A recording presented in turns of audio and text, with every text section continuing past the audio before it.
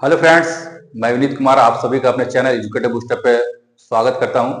पिछली कक्षाओं में हम देख रहे थे उत्तर वैदिक काल के बारे में, जहां पर हमने क्या क्या देखा। राजनीतिक जीवन के बारे में हमने अध्ययन किया। फिर क्या हमने देखा, उनकी सामाजिक स्थिति कैसी थी उसके बारे में अध्ययन किया। उसमें महिलाओं की स्थिति कैसी थी इसके बारे में भी हम अध्ययन किए। आज हम जो अध्ययन करने जा रहे हैं उनका आर्थिक जीवन के बारे में अध्ययन करने जा रहे हैं कि उत्तर वैदिक काल में इनकी जो आर्थिक पहलू थे वो किस तरह की थी। ठीक है, तो चलिए आप एक हेडिंग दीजिए, आर्थिक जीवन। आर्थिक जीवन कैसा था, उत्तर वैदिक काल में आर्थिक जीवन कैसा था। तो सबसे पहले जो हम अध्ययन करेंगे वो है कृषि। कृषि इस कालखंड में आते आते कृषि की भूमिका जो थी बहुत ही महत्वपूर्ण हो गई थी। ऋग्वेद काल में पशुपालन उनका मुख्य व्यवसाय था, परंतु यहां तक आते आते उत्तर वैदिक काल के आते आते कृषि कार्य उनका महत्वपूर्ण व्यवसाय बन चुका था, मुख्य कार्य बन चुका था। यानी कहने का मतलब है कि महत्वपूर्ण कार्य, यानी लिखिए महत्वपूर्ण कार्य था। अब पशुपालन का महत्वपूर्ण कार्य नहीं है, कृषि महत्वपूर्ण कार्य। ठीक है, इसलिए इस पॉइंट को लिखिए।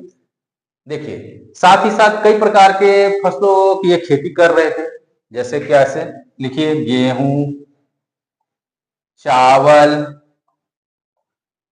जौ और कई फसलों की खेती शुरू हो चुकी थी। खेती अच्छे पैमाने पे या बड़े पैमाने पे होने लगा था। इसका मुख्य कारण क्या था? इसका मुख्य कारण था इस कालखंड में एक महत्वपूर्ण धातु की खोज हो चुकी थी। वह धातु थी लोहा। इस कालखंड में लोहा की खोज हुई। लगभग 1000 ईसा पूर्व में लोहे की खोज हुई थी। ये कई बार परीक्षा में पूछा जा चुका है कि उत्तर वैदिक काल में लोहा का ज्ञान कब प्राप्त हुआ था। तो 1000 ईसा पूर्व में लोहा का ज्ञान लोगों को प्राप्त हो चुका था। लोहा कैसा धातु है? मजबूत धातु है। इससे कृषि कार्य करना आसान हो गया। जो जंगल थे उसकी कटाई आसान हो गई करने में। जो झाड़ होते थे छोटे छोटे उनको काटना आसान हो गया और खेती बाड़ी में बहुत ही सहूलियत होने लगा। ठीक है, एक क्रांति की तरह यहाँ पर लोहा ने अपनी भूमिका निभाई। ठीक, लोहा को जो लोहा के साक्ष्य थे वो प्राचीनतम साक्ष्य कहां से मिले, यह भी जानना बहुत ही महत्वपूर्ण है। तो एटा जिले के अतरंजी खेड़ा से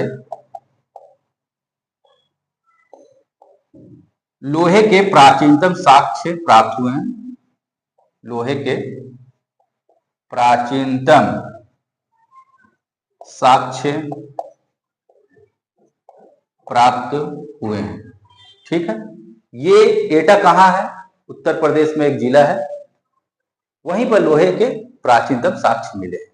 ठीक, अगला पॉइंट देखिए, लोहे को उस कालखंड में किस नाम से जाना जाता था? तो लोहे को श्याम अयस अथवा कृष्ण अयस कहा जाता था। ठीक, लोहा को किस नाम से जाना जाता था? लोहे को श्याम अयस या फिर कृष्ण अयस के नाम से जाना जाता था। इतना पॉइंट आप याद रखिए। साथ ही साथ कृषि कार्य हो रहे हैं, तो कृषि कार्य करने के लिए पानी चाहिए। तो पानी कहां से प्राप्त हो रहे हैं? तालाब से, कुओं से, इन स्रोतों से पानी प्राप्त हो रहे हैं और कृषि कार्य किए जा रहे हैं। ठीक है, कृषि के संदर्भ में इतनी बातों को आप याद रखिए। अगला पॉइंट पशुपालन के लिए आते हैं। पशुपालन का भी कार्य होता था। देखिए, पशु में क्या है, कई प्रकार के पशुओं को पालते थे, जैसे कि गाय, फिर आपका भेड़, बकरी, गधा, सुअर, ये सभी जो जानवर थे, ये सभी जानवरों का क्या होता था? पालन होता था। साथ ही साथ हाथी को भी पालने लग गए थे। ठीक, इस चीज को भी देखिएगा कि हाथी का भी उन्होंने क्या बोले पकड़ करके जंगलों से पालना शुरू कर दिया था। ये महत्वपूर्ण बातें हैं। कृषि के संदर्भ में, पशुपालन के संदर्भ में। इतना नोट डाउन करिए, आगे बढ़ते हैं।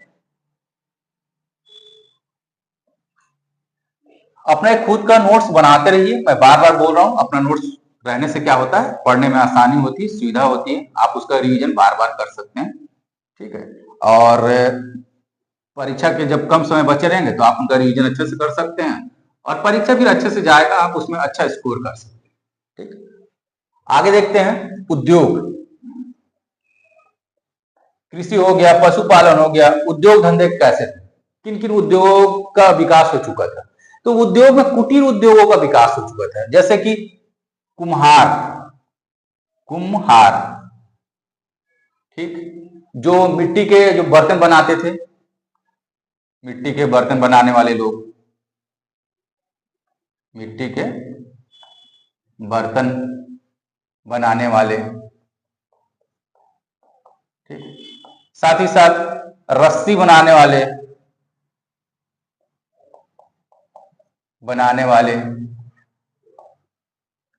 ठीक, फिर बांस के सामान बनाने वाले, बांस के सामान बनाने वाले,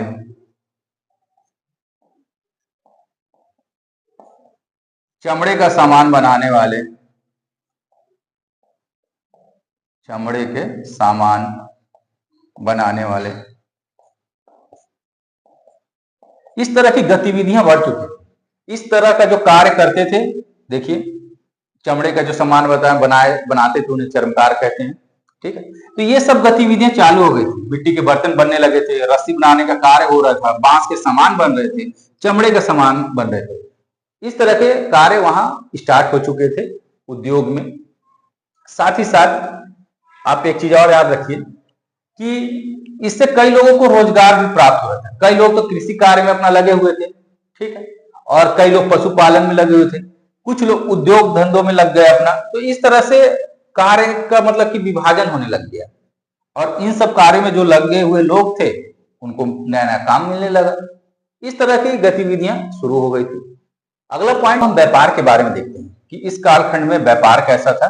तो देखिए, व्यापार में आंतरिक और बाह्य व्यापार दोनों हो रहे थे। उन्हें समुद्र के बारे में जानकारी थी, समुद्र के बारे में जानकारी थी। अब भारत का नक्शा देखेंगे तो इस तरह का नक्शा दिखता है। यहाँ पर अरब सागर है, ठीक, यहाँ बंगाल की खाड़ी है। तो कहने का मतलब इन दोनों सागरों के बारे में उन्हें जानकारी थी और व्यापार होता था। समुद्री व्यापार शुरू हो चुके थे, ऐसा पता चलता है। साथ ही साथ लेकिन व्यापार होता कैसा था? अभी भी व्यापार बार्टर सिस्टम से हो रहा था। किस सिस्टम से? बार्टर सिस्टम से। विनिमय प्रणाली व्यापार का माध्यम था। यहां लिख लीजिए, बार्टर सिस्टम। इसी से व्यापार की गतिविधियां संचालित होती थी। मुद्रा का कोई प्रचलन नहीं था, ठीक है, मुद्रा के बारे में कोई जानकारी नहीं थी। यहां ऐसे कर लीजिए, कोई जानकारी नहीं थी। ठीक है, आज के लिए यहीं तक रहने देते हैं, और अगर आपको वीडियो अच्छा लग रहा हो तो कमेंट करते रहिए और वीडियो को लाइक कीजिए, और अगर आप हमारे चैनल पर नए हैं तो जरूर चैनल को सब्सक्राइब कीजिए। Thank you.